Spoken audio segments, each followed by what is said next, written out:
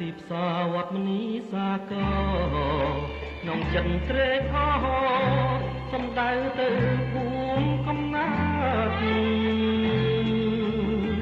ឆ្លងខបឆ្លងស្ទឹងកាត់ចំការកោតធម្មតារះរូបតាមចំការមកកាំងរដូវវស្សាគង្គាថ្លាយំទន្លេមេគង្គនាំខ្ញុំទៅភូមិកោះប្រាក់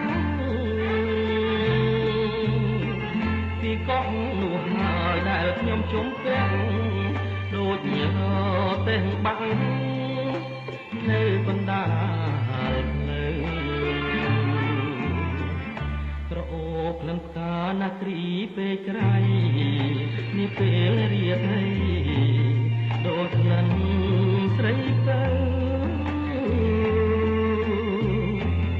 អបក្នុងអក្សរាថាឲ្យបងទៅលងលួងអីលើបើឲ្យប្រណីក្លិនផ្កាណាគ្រីនារីកោះប្រាំងបងព្រមរួមរាក់ស្មោះស្ម័គ្រនឹង